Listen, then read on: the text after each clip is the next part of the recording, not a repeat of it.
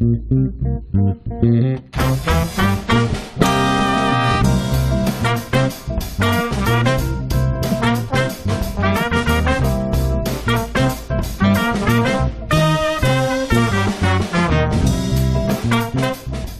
I'm Ted Haftagaber, founder and producer of Live Talks Los Angeles. Thanks for joining us. Since we started over a decade ago, we have brought you hundreds of conversations with storytellers, writers, actors, musicians, humorists, chefs, and thought leaders in business and science. You can watch and hear most of these in our YouTube channel and our podcast. For details, visit livetalksla.org. And now, here's the show you've tuned in to see.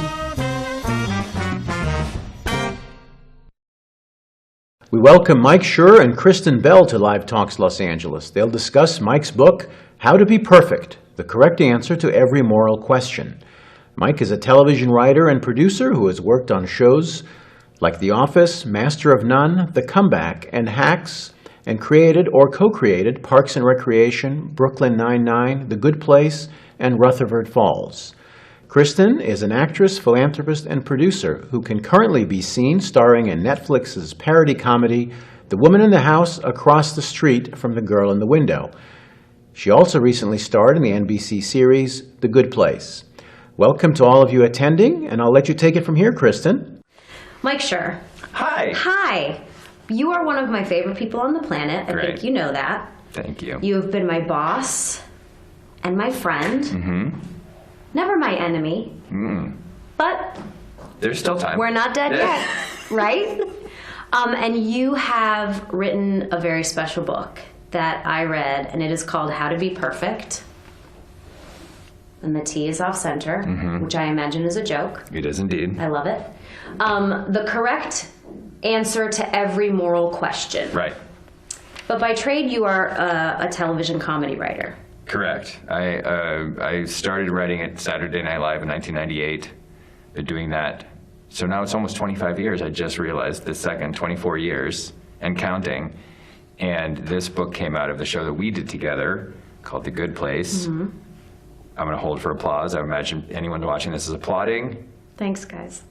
Okay. And at the end of it, I felt like I had read so much of this stuff, so much moral philosophy, and I had spent 4 years delightfully talking about it with a lot of smart and funny people, and then also translating into scripts, which you and the other actors translated into actual comedy, philosophical comedy, and I felt like I kind of wasn't done. I wanted to finish it somehow, and it felt like this was the way to finish it. If I could take all that stuff, put it into one book, talk about it conversationally in a way that people would enjoy, instead of the original text, which no one can enjoy. Not even people who study it for a living can possibly enjoy it because it's so dense and dry and sad. That maybe that would make me feel like I had completed the project of this part of my life. So that's what I did. Do you feel that you've completed it? Yeah, I do. When I pick this up and hold it, I'm like, oh, I did this as I did it. But I also just love thinking about it and talking about it. And so the real joy of getting this deep into any subject is it stays with you forever. Like it twirls around your DNA. And now I feel like in conversations and friendships and my marriage and all sorts of different relationships, I have this sort of deeper understanding of what I do that is good and bad, or better or worse, what other people do that I like or don't like. And so I feel like I completed the project of studying it and working through it, and now it's just a part of my life in a way that I really love. Yeah, went from explicit knowledge, which you were reading in books, to more tacit knowledge that you carry with you. It's like background noise in a good way, where it's it has what I really loved about reading all this philosophy was that so many times in my life I got into a situation, or I observed a situation in which I sensed that there was something bad about it, but I didn't know how to talk about it. It just gives you a vocabulary. It's like therapy, honestly. It's like therapy, which is you're doing certain things and you have a sense that they're better or worse, but you don't have the structure, the vocabulary to just talk about it. You gotta hash it out. I love therapy. Yeah, it's the best. And philosophy works in a similar way, I think, which is there are behaviors that annoy you or rankle you, or you see politicians do things and you know, your gut tells you, like, that's not right.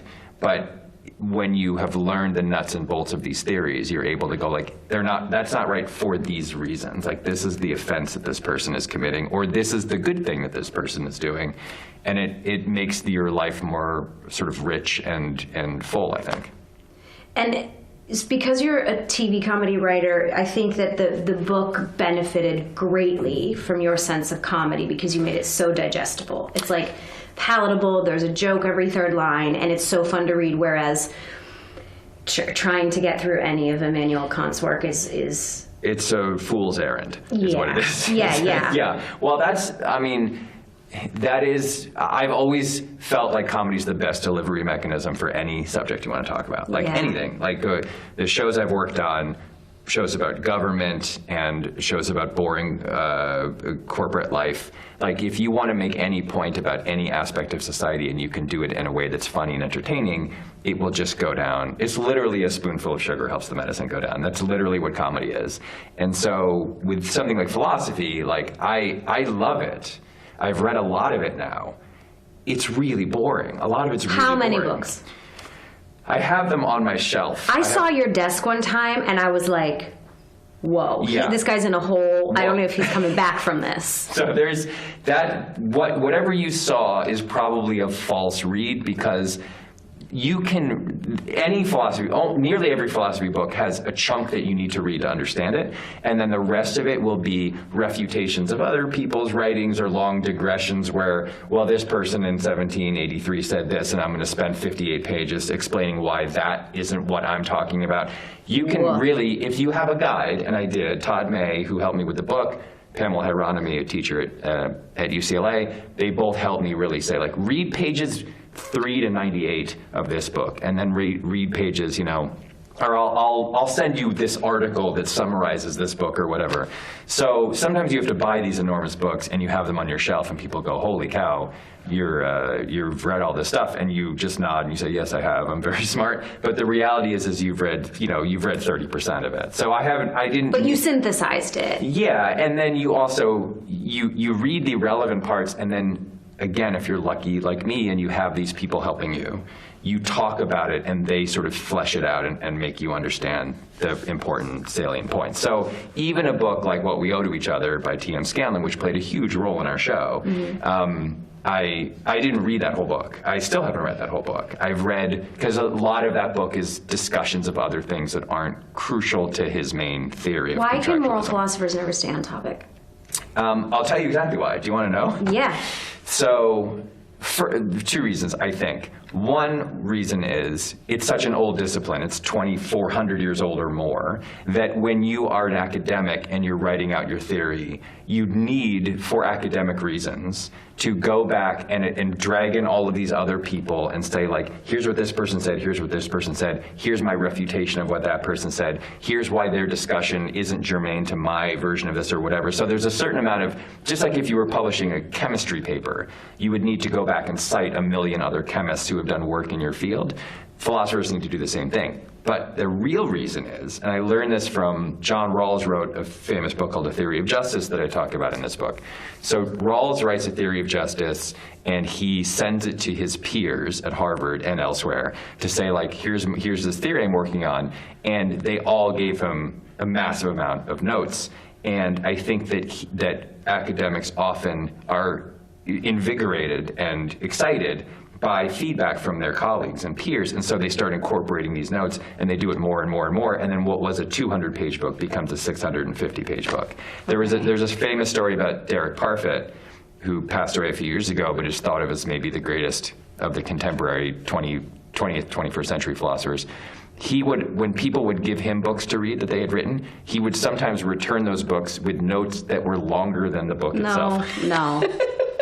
See, even as you were, I'm going to be very honest with you, even as you were explaining the answer to that question, I was like kind of out. Yeah. Because that, like I think this book greatly benefits and from the fact that you can encapsulate all of this. It is digestible. You're essentially giving us 25 different philosophy books in this one little easy to read. It'll fit in your pocketbook.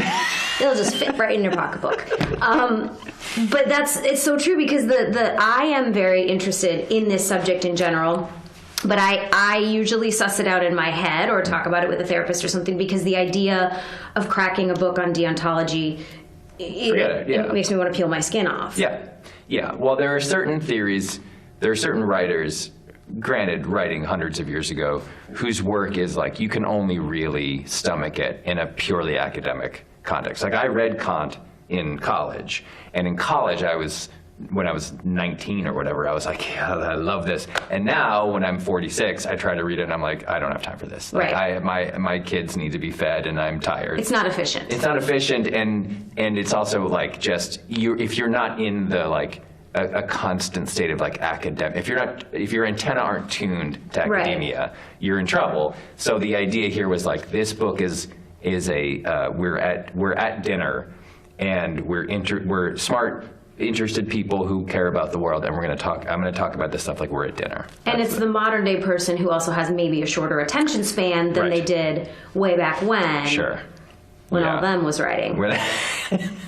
Right? All of them is a great way to refer to the history of philosophy. Right? All them guys. All them. Yeah. Because they were guys. Well, only recently were there some lades involved. Mm-hmm. Okay. What was your goal when you wrote? Did you have a goal when you wrote The Good Place, or were you simply taking two subjects that really interest you, moral philosophy, or the idea of how to be a good person, and comedy, and fusing them into something that you could work on that would also be creatively fulfilling? And was that a different goal than when you wrote this book? It's more the latter. It was more like, this is something I think is interesting, and I think I want to write about it. At the time, Parks and Recreation had just ended. Universal TV, my employer, said, we will give you a full season guaranteed on the air of your next show, which now, in 2022, is fairly common, because that's how like Netflix operates. Back then, it was much more rare. And so I had been writing essentially the same kind of show for a long time, which was a workplace comedy with an ensemble cast who were a lovely collection of goofballs working on some kind of mission. And I kind of thought, well, I could do that again because I love that. It's really fun. Or, given that I've been handed this kind of like blank slate, this blank check, I could take a big swing. And I sort of felt at the time like I owed it to like the concept of ideas to do something risky. Mm-hmm. And the germ of The Good Place had been floating around in my head for a while because I was interested in the subject, and because I thought like maybe there's a way to do a TV show like that deals with this stuff. And as soon as I had the thought that I should take a bigger swing, then it sort of came front and center. So it really was more along the lines of like, I'm interested in this subject. I think a lot about what it means to be a good or bad person, or a better or worse kind of person. I have this opportunity. If I could crack this nut, it feels like scary and risky and fun and dangerous in a way that like doing the same thing I had been doing just didn't feel that way. Now, do you remember what initially sparked your interest in this subject? Yes. It wasn't one thing. But there are some kind of tentpole moments. The first one, which is a whole chapter in the book, is this fender bender that my wife got into in 2005. I'll tell the story as quickly and efficiently as I can. Essentially, she tapped this guy at about 1 mile an hour. There was a nearby police officer who didn't see any damage. They exchanged numbers and went away. He submitted a claim. a week later or so for $836 because he said his whole bumper needed to be replaced.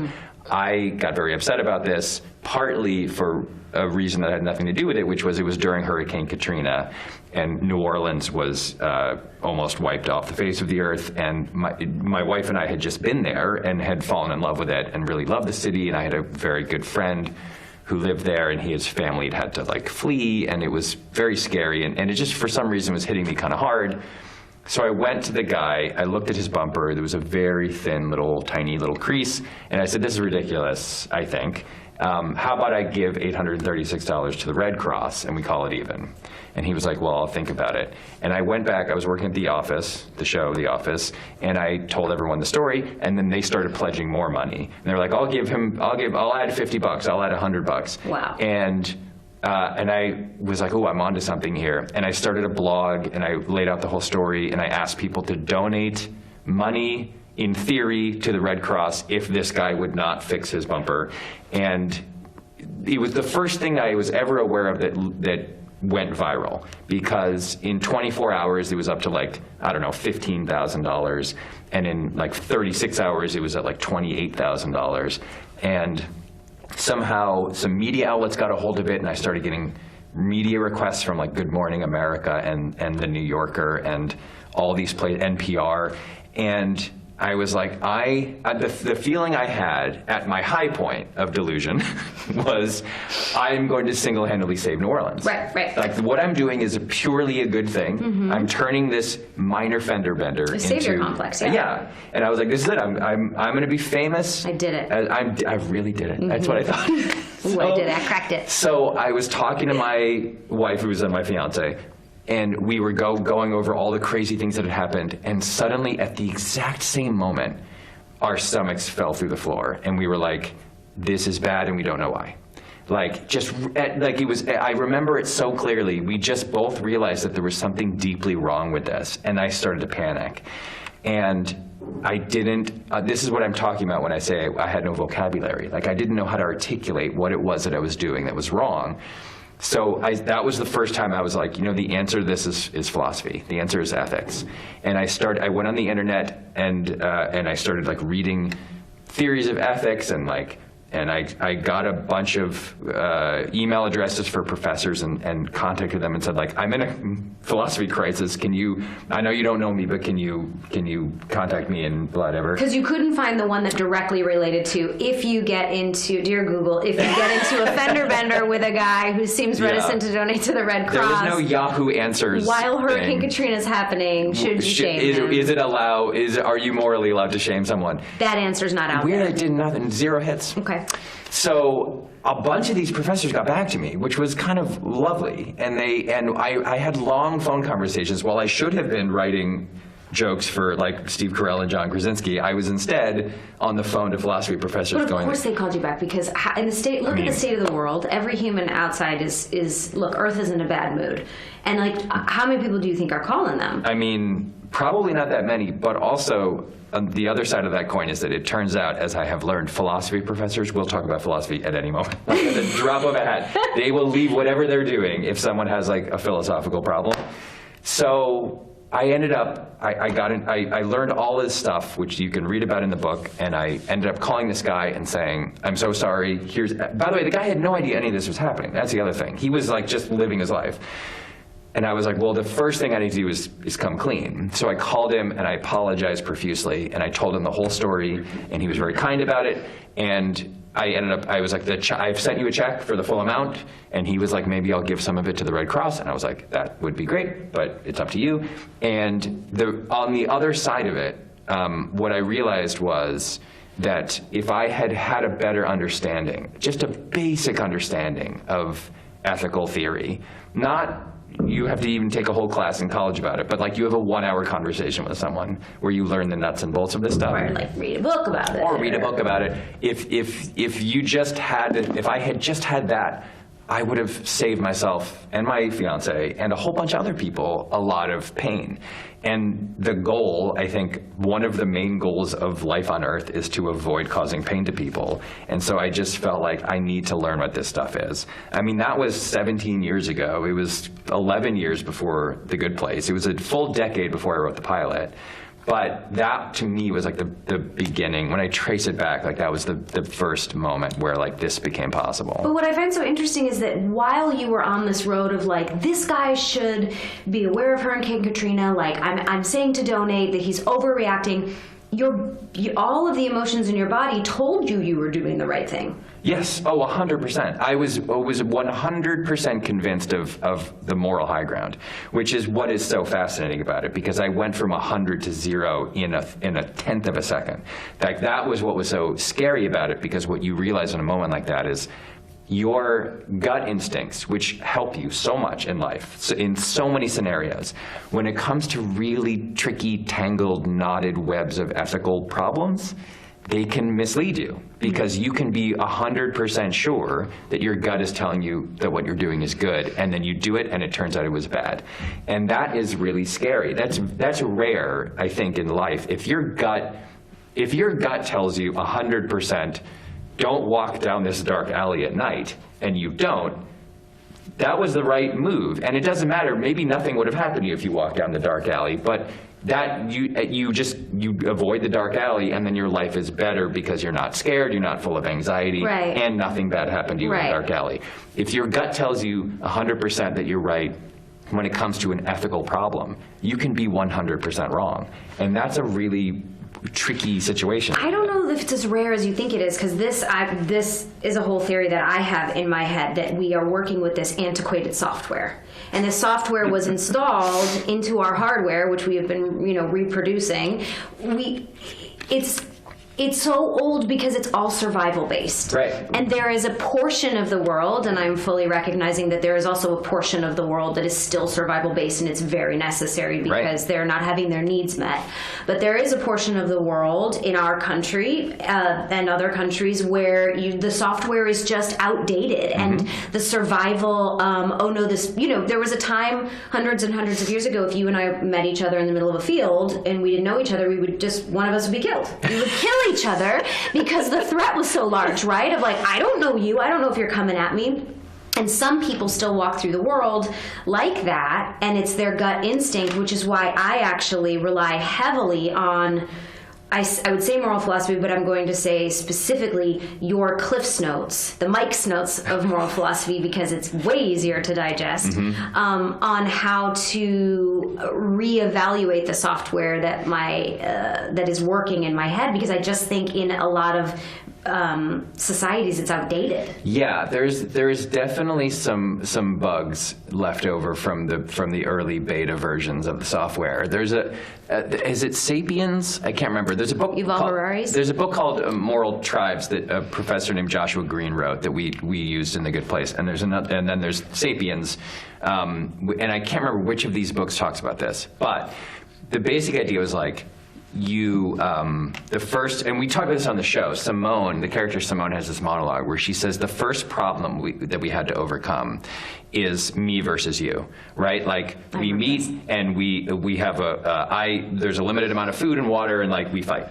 And then slowly we learn to cooperate, and we say like, hey, if I kill a tiger, then I'll share my meat with you, so that someday if you kill a tiger, you'll share your meat with me. And then we get into these little mini societies, and we got to like, a 200-person little tribe of primitive men and women.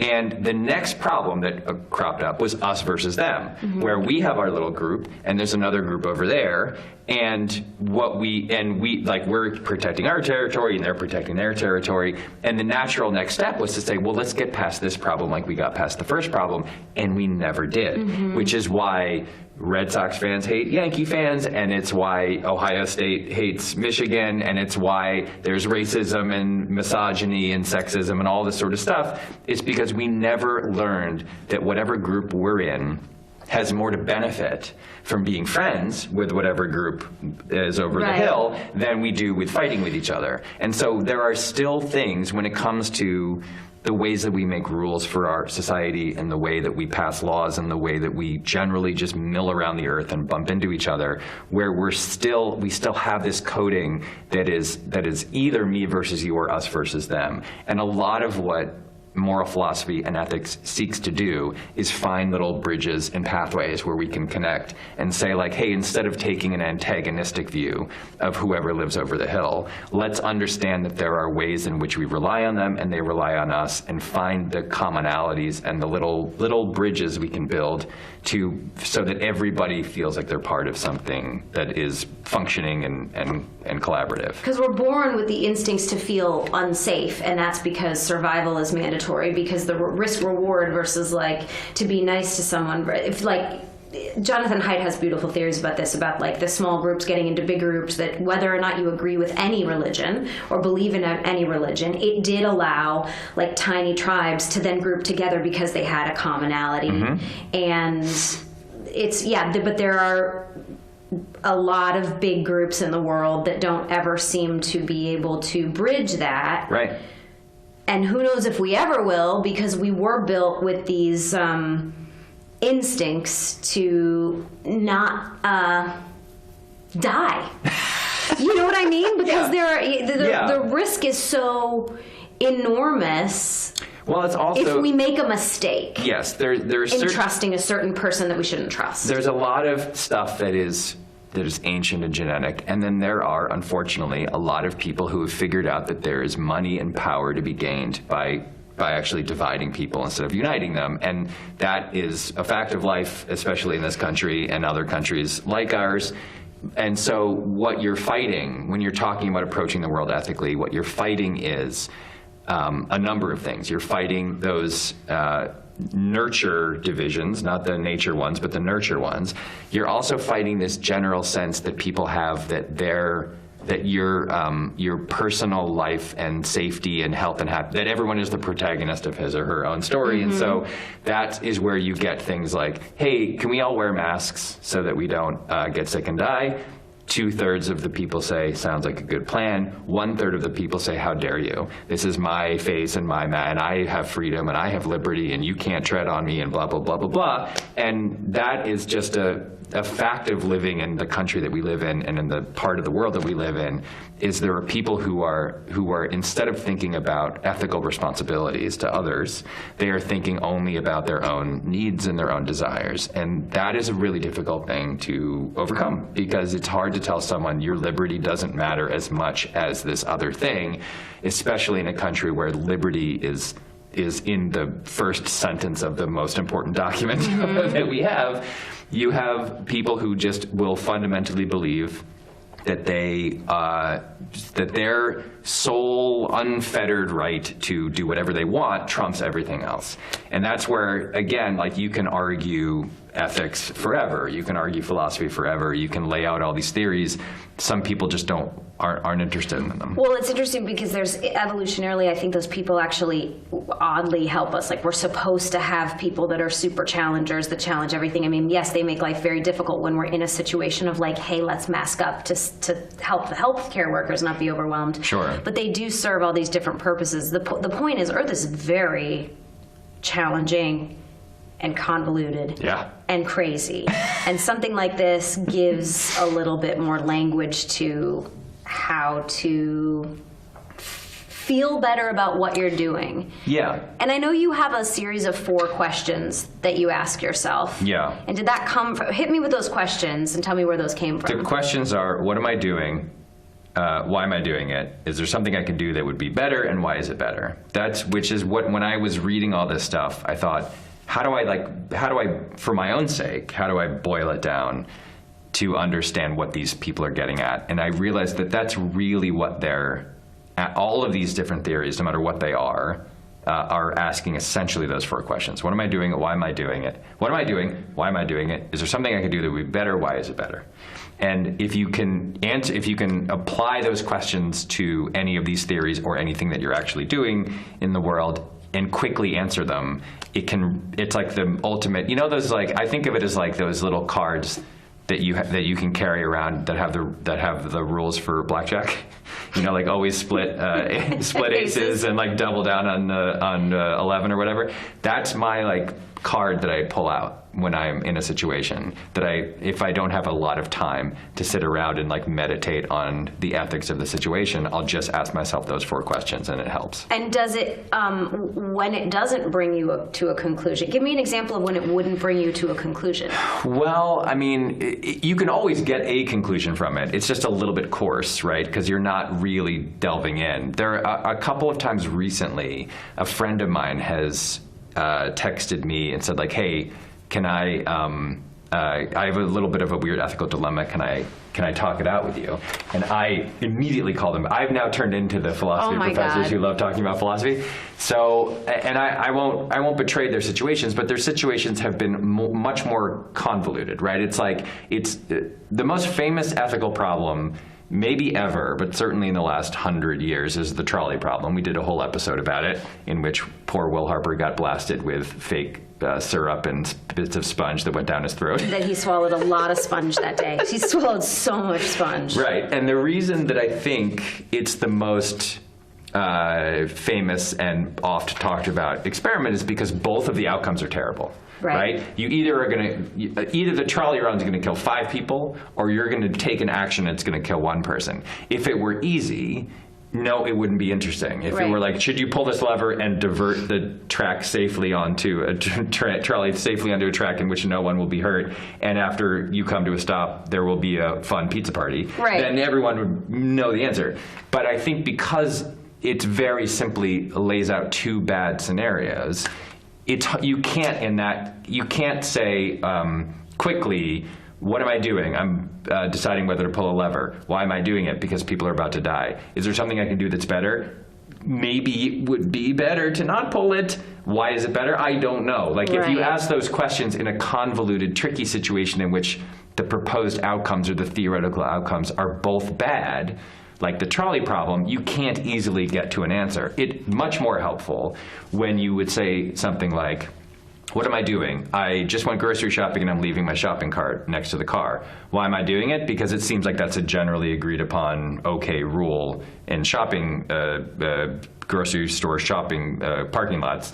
Is there something I can do that's better? Yeah, probably. I could return it to the place where I got it from. Why is it better? Well, because then when the next person comes in to go grocery shopping, there's a shopping cart waiting for them. Like it's pretty easy in like mundane situations in which you're just doing a kind of normal thing that you have been doing all your life, to just run through that checklist and think like, yeah, there probably is. I mean, think about something like littering. What am I doing? I'm throwing this trash on the ground. Why am I doing it? Because I'm lazy. Is there something I can do that's better? Yeah, throw it in the trash can. Why is it better? Because then there's no trash on the ground. Like, you have to be, yours requires you to be honest and not defensive. Yes. Because a lot of people wouldn't be like, why am I doing it? Well, because I'm lazy. Someone would be like, well, because I didn't see that a trash can was close enough. And my wrist hurt when I was holding the bag. And there's so many things that requires your honesty. It's interesting because you've made a career out of taking sort of, for lack of a better description, like mundane situations and making them really interesting and watchable and digestible. Like when you were working on The Office or working on Parks and Rec, there's no reason that situation, if you pitched it, should have been as funny and brilliant as those shows were. You're doing the sort of lower level, like, I can make this really interesting and fun and necessary.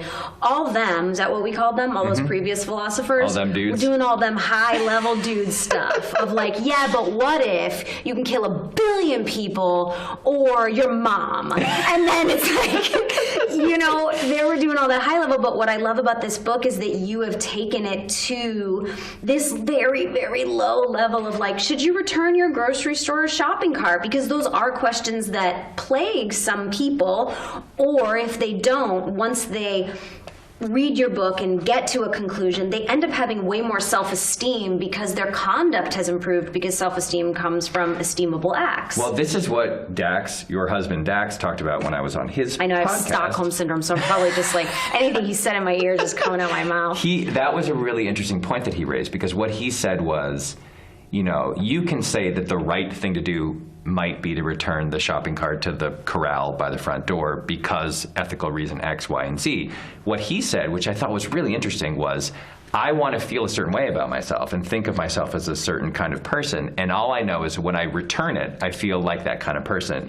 And when I don't feel like that kind of person. And it's worth it to me to feel the self-esteem that comes from doing a good act. And my response to him was, that's as good a reason as any. Yeah, like I agree. There are no, look, the world, as you said, is real complicated and real problematic right now. And there are certain things, one of them is like, there's a chapter about donating to charity, and what's the morally correct way to do it. And there's an argument that the best way to do it would be to do it anonymously, so that, unlike Tahani in The Good Place, there's no reason you're doing it except that it is itself a good act. And many religions preach that. Many religions preach it. Judaism certainly preaches it, and certainly Buddhism would preach it, and things like that. But what I conclude for my own self is we don't have time to argue about this stuff. Like, there are billions of people who need help. Money is concentrated in the hands of very few people. Do it for whatever reason you want. If you literally, the reason is, I feel like a champion, and I'm psyched because the girl I like will be more likely to find me sexy and attractive. Great. I don't care. Like, just do it. Just give the money away. Right. Help the people who need help. And if you that is such a small price to pay for a thing that is an emergency, right? So when Dax brought that up, I mean that his explanation for why he would do that is a lot better than I want some girl to find me attractive. But it's in the same category, which is if there's any reason that makes it the thing you do, then great, make it the thing you do, right? Like that. There's no. That's. Go ahead. Everyone can argue whether things are selfish or selfless. You know, like there is that never-ending circular argument that you can get into when it's like, well, did I do it for you or did I do it for the feeling that I got from doing it? And it just doesn't matter. That argument. Goodness begets goodness. Just put it out into the world. Yes, and also I find that a very common sort of like philosophical question is like, is there any such thing as a purely selfless act?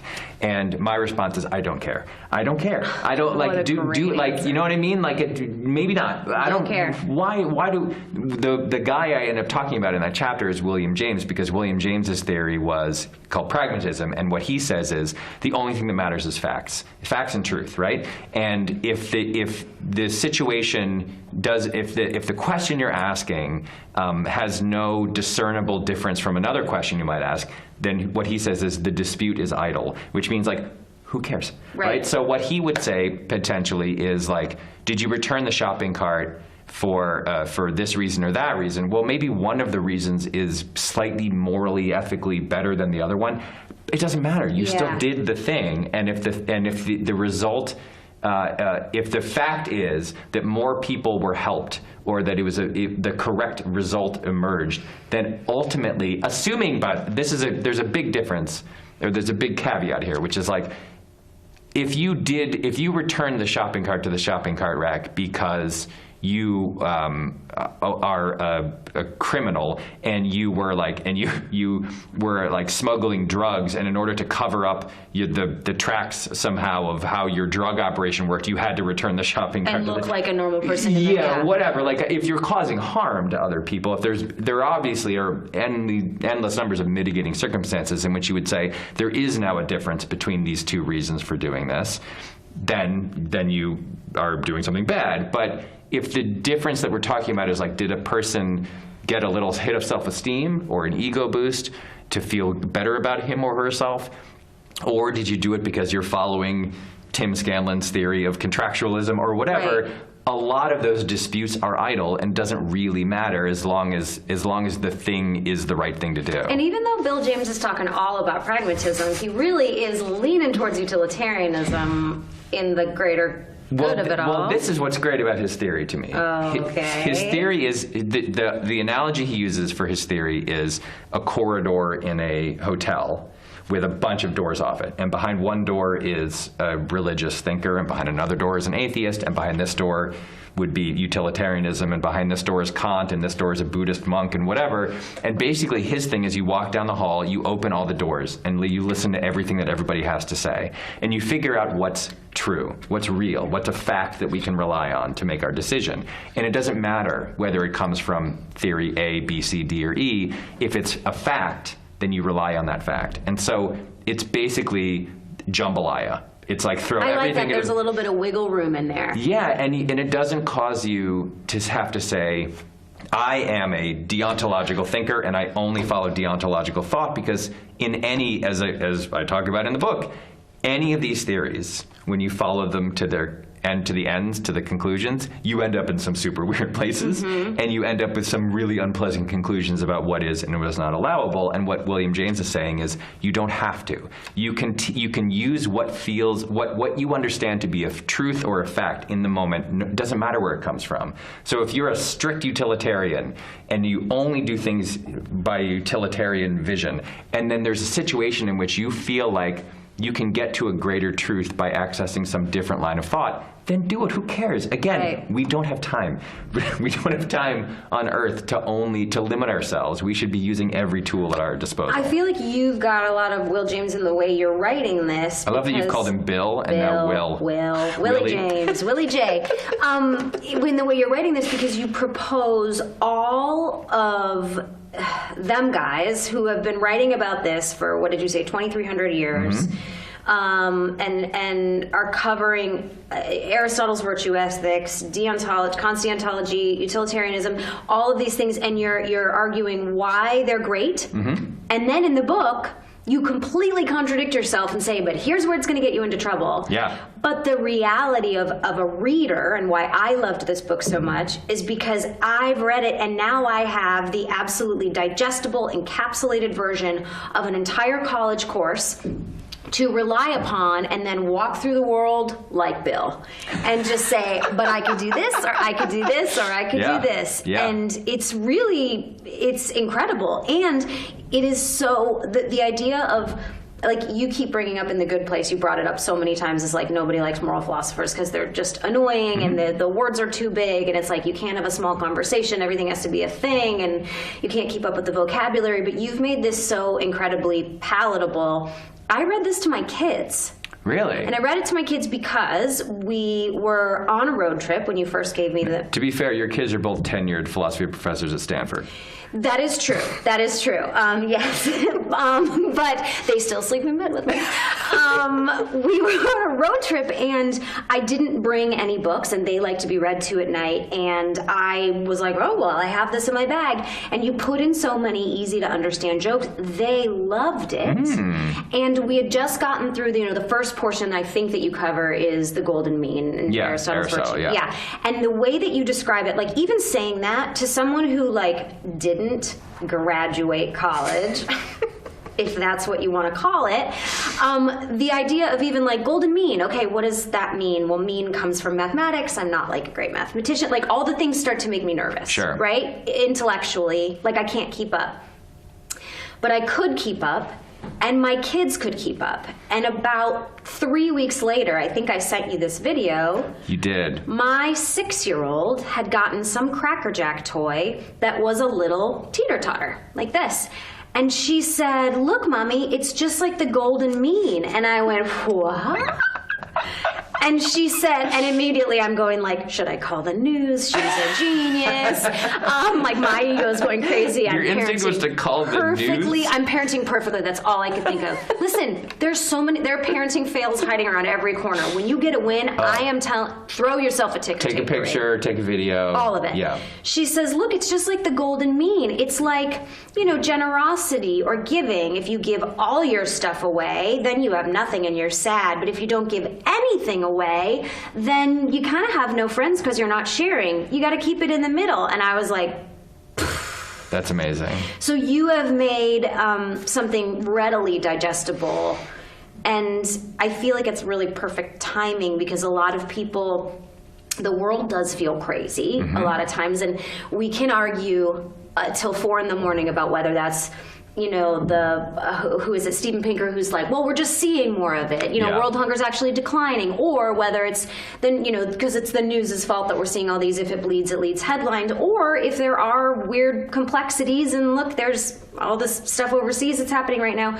But this is people are looking for answers, and you have kind of put it all into a blender and made it so easily digestible. It's a philosophical smoothie. is a philosophical.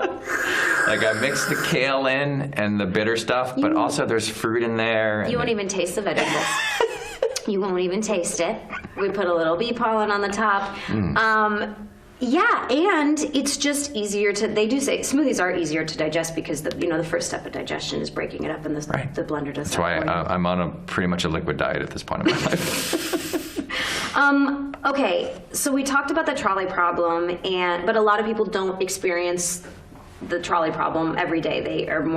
It's more similar to the grocery store cart. Do you put it back or do you not? Right. Can you talk about the challenges of morality in a modern world where you experience day-to-day problems like the grocery store cart, and specifically to the concept of this great new, it's really taking flight, I feel like. It's the hot new term, moral exhaustion. Right, so moral exhaustion is a term that I claim to have coined, although I honestly don't know if I did.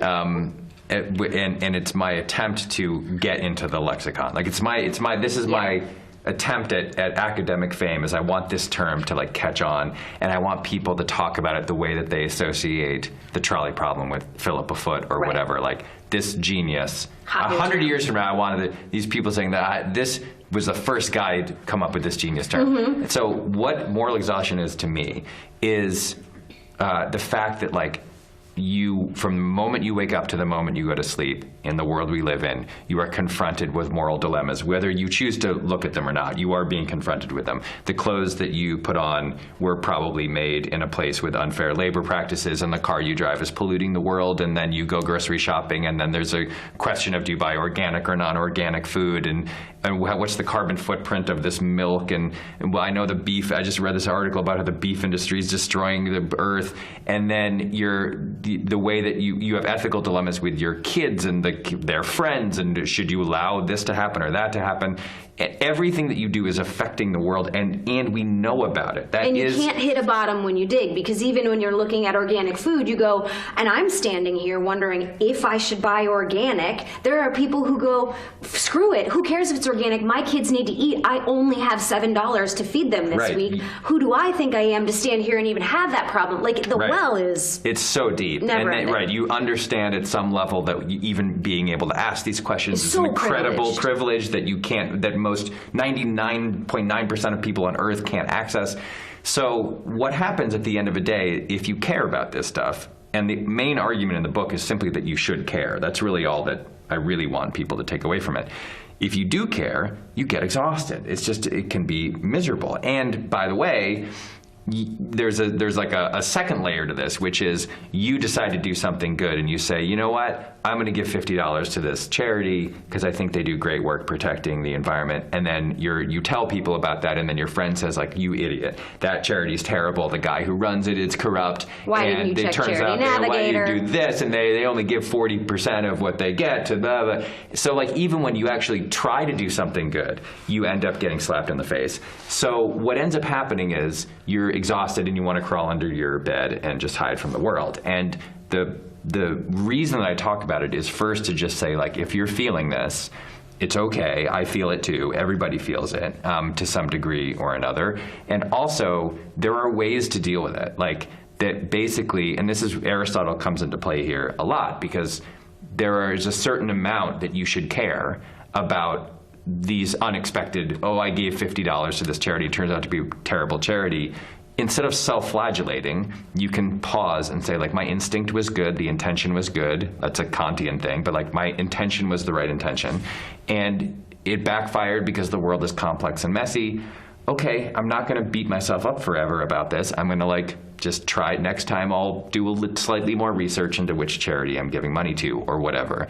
And you have to modulate. You just can't. One of my favorite things I read is a paper by this woman named Susan Wolf, who wrote a paper called Moral Saints, where she basically says moral perfection is impossible and it's a bad goal. And it's an incredible article. It's very short and readable, and she's an excellent writer. And one of the things she says that has really stayed with me is there seems to be a limit to how much morality we can stand, which is so true. It's like if you make everything about morality, if you care only about morality, then you won't be a person anymore. You won't like learn how to play tennis or like decide you want to take cooking lessons or read a dumb, trashy novel because that's what your brain tells you is the right thing to read while you're on a vacation. Self-care. Right? Self-care. She's basically talking about self-care. Like, she's basically saying, if you make everything about morality, you will go down that rabbit hole and you'll never come out. Because you'll always be able to justify that you could have had time better spent. Right. Making bigger, better decisions. If you're aiming to be a moral saint, you will not take tennis lessons and improve your backhand because you will think, well, I could be doing something better. And if you're only ever thinking about how to maximize whatever the moral worth is of your action, then you're not a person. And her argument, which is lovely, basically says that, and this is an argument a lot of people make in different ways, that what makes people interesting is their dimension and their layers and their weirdnesses and their quirks, and like, that I'm a person who loves whatever, watching basketball, and if I stop watching basketball, then I'm less dimensional of a person. If I'm only, I promise you, no one will want to hang out with me if all I do is talk about philosophy for the rest of my life. People barely want to hang out with me now. Right. And that is largely because you cannot turn it up at all. Right.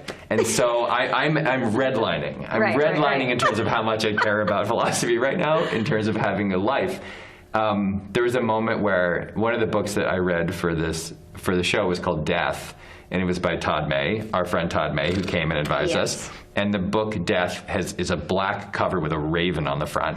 And I was reading at a time where there were so many books showing up at our house that my wife was like beginning to lose her mind.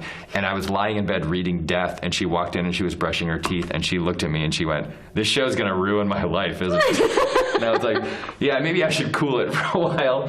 So the point is, you can't make everything. You cannot make, nor should you, make everything about morality. Like, you have to take a break from this stuff. And that's the point of moral exhaustion, is to say, like, when you're exhausted, you need to stop. It's so interesting because maybe I'm just at the point in my life where I relate everything to parenting, but when I'm parenting my children, I know that nothing is absolute. I can say it is very important we do our homework, and then I see that someone is having a brain development and they had a problem at school and she is 8 years old, and I go, you know what? Yes, our homework is still important, but right now it's more important that we go outside and kick the soccer ball. Right. Because self-care is important. Like, all of these things, like, there are times when, yes, it's really important to eat healthy, but you know what? We're on vacation and today it's just cake pops. Right. Like, there are no absolutes in humanity. There are no absolutes. I mean, we're not even guaranteed tomorrow.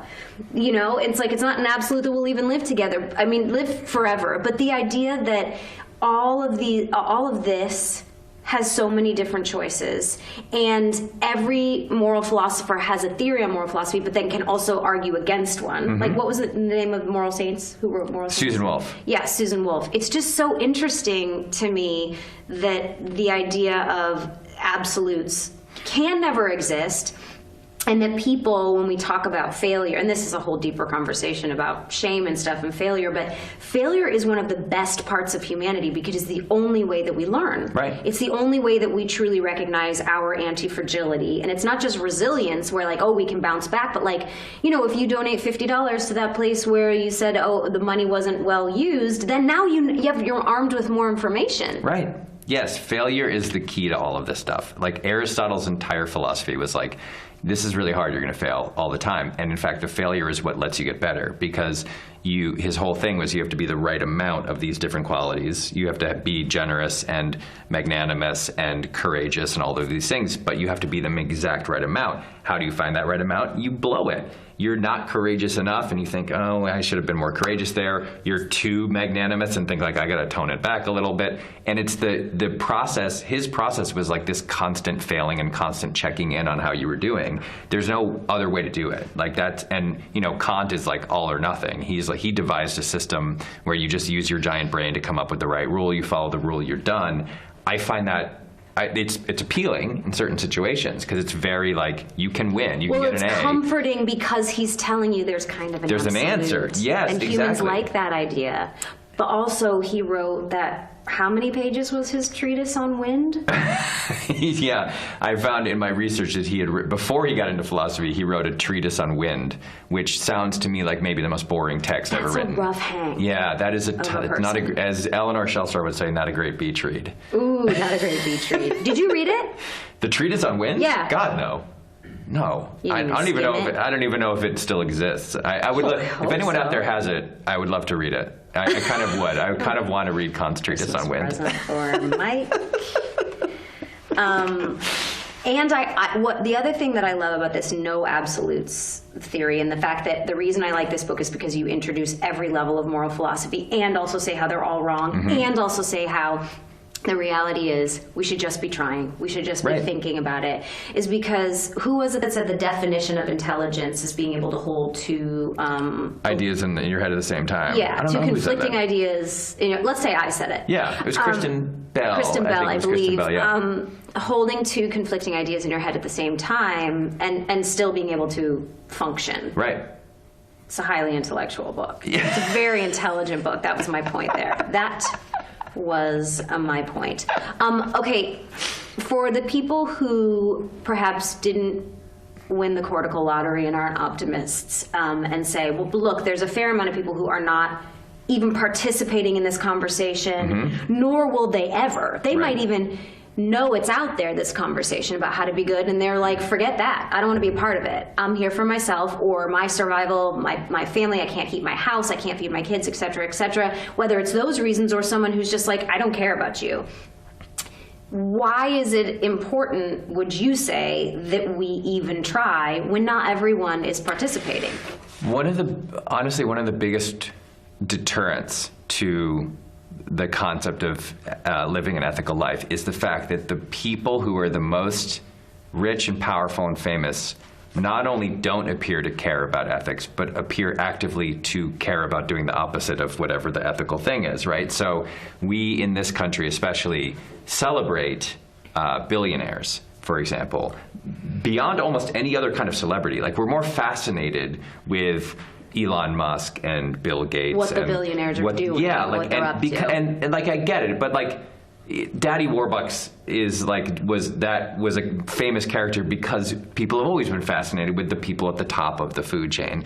And when you actually look at what they do and how they live their lives, it's very difficult to conclude that ethics is at the top of the list of things that they care about. Even for someone like Warren Buffett, who I admire greatly, and who has pledged to give 99% of his money away to charity and all that sort of stuff, and who when he talks about his life, is much more even-keeled and level-headed than maybe some other people would be.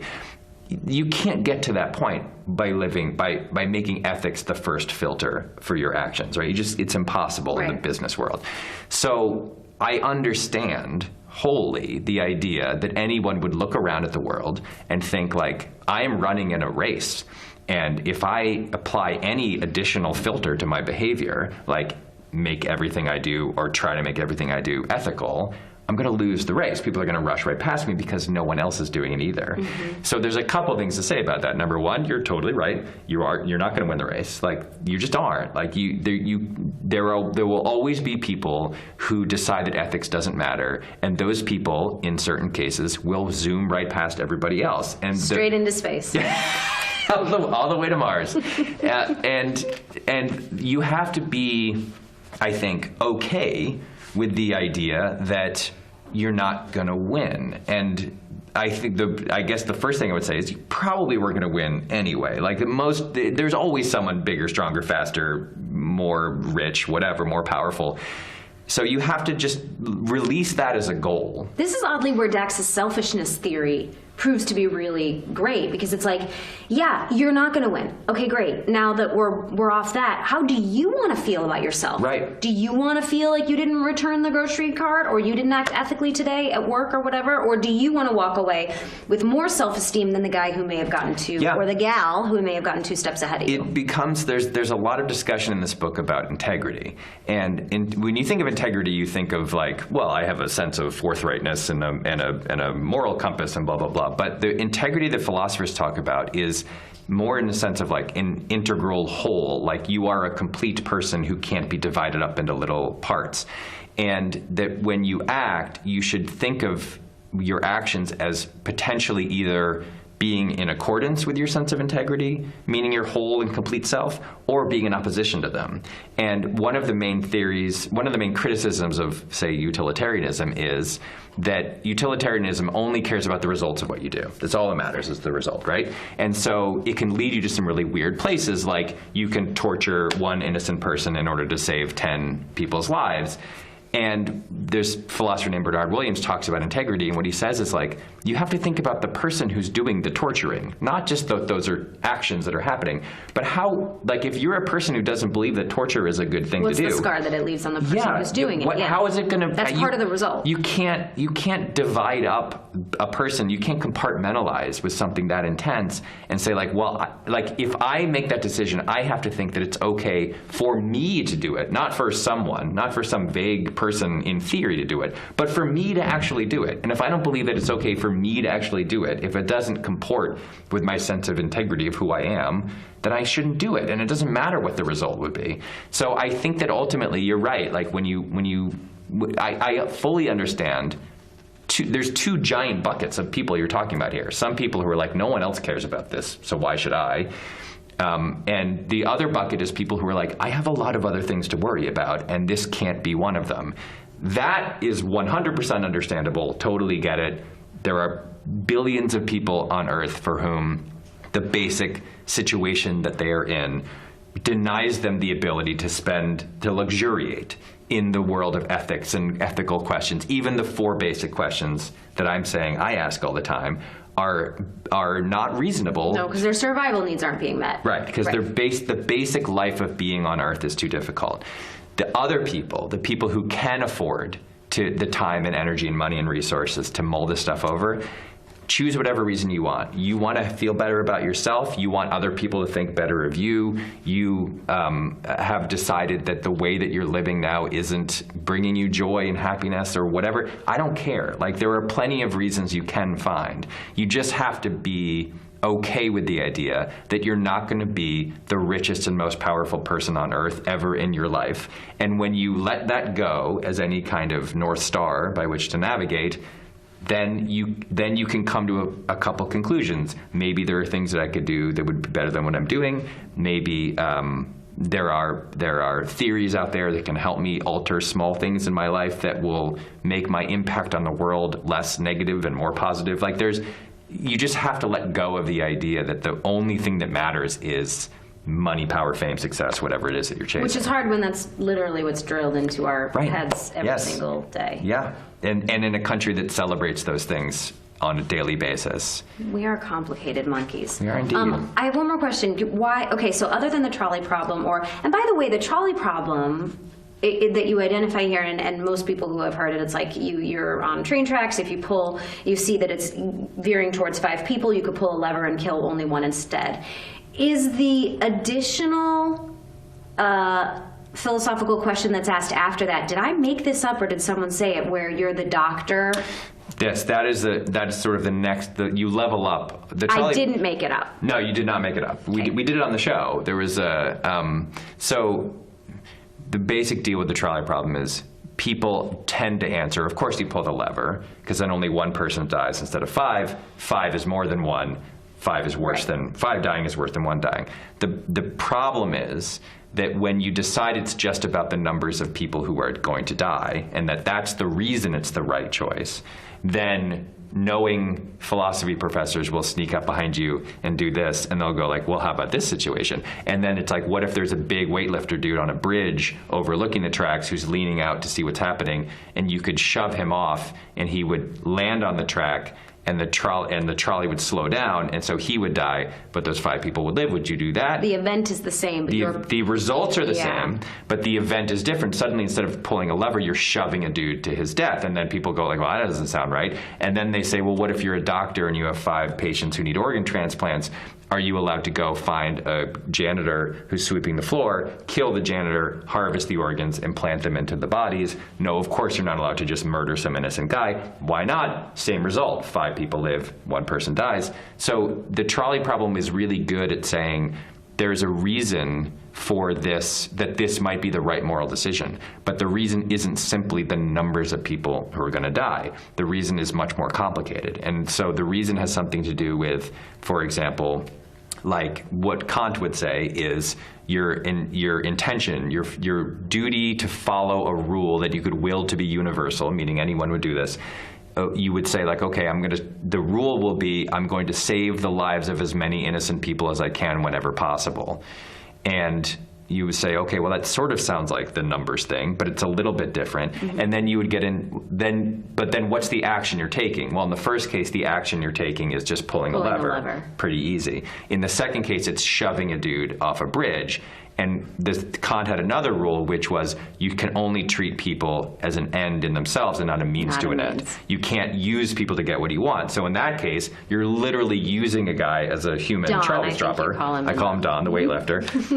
You're literally using him as a tool to get what you want, which is to save the 5 lives. And Kant says that's no good. So suddenly, if you go beyond the basic just numbers, 5 versus 1, you can get into these more sort of like surgical explanations for things that tend to hold a little more weight than if you're just talking about how many people are going to die. And I feel like those are super interesting at a dinner table conversation when you're talking to moral philosophers, when you're studying in school. But you chose to write. There are a fair amount. I feel like you wrote about the trolley problem. You wrote about the big issues. Mm-hmm. But the majority of this book is about small, tiny human interactions. Yeah. And I'm curious as to why you chose not to write about why we shouldn't be at war with X country or make up another trolley problem addendum, or like why did you choose to put scenarios in here that are like, should I return my shopping cart? I think it's because at some point in our lives we will face enormous ethical questions, in like life or death potentially, about a family member who's been in an accident or some tragedy that has befallen a friend or something like that. Like it is inevitable, if we live long enough, that there will be moments where we face enormous, weighty, difficult problems. But most of the problems we face are really mundane and boring. They're really small, tiny little things, a little minor interaction you have about you're pulling in. There was like Seinfeld and Curb are really good at this, right? Someone is pulling in front ways to a parking space and someone was trying to back into the parking space. Who's right? Someone who went past it and is trying to back in, or someone who's coming normally and going like this? Like that's the kind of problem that we face, right, generally speaking, on the average day. And to me, I think that like those problems deserve thought and care and attention too. The bigger stuff is like let's save all our ammunition, the real ammunition in our moral lives for those huge problems. But on a given day, we're all gonna like mill around and bump into people and have these little tiny interactions that cause friction, and that we can either make better or worse kinds of choices. I think it's also important to focus on those things too, because I believe that the only thing that holds us together is the way that we interact with each other, and the way that we kind of just connect in these little tiny ways and meet each other on uneven terrain, and then negotiate a solution to these tiny problems with your neighbors or with the people that you are at a grocery store with. And so I find that these theories are really helpful when it comes to those situations too. Mike Schur, you're incredibly impressive to me. I adore you so much. You are a grassroots philosopher. I like that. You know what? Because you're talking about the small problems. You're bringing it up. You're a television writer and creator. You're a grassroots philosopher. But most importantly, you are the creator of the term that took over the world, moral exoneration, which, of course, each and every one of us # moral exhaustion. Let's get this trending. And I thank you so much for putting as much effort into this subject and this book as you have, and particularly into the show that I feel like really rerouted my life and I loved so much. So thank you for talking to me. Thank you for talking to me. Thanks again for joining us. Thank you, Mike, and thank you, Kristen. And again, Mike's new book is How to Be Perfect, the correct answer to every moral question. It is available wherever books are sold, and signed copies are available in the link below and also in the comments section. Thanks, and as we like to say around here, please go on gently.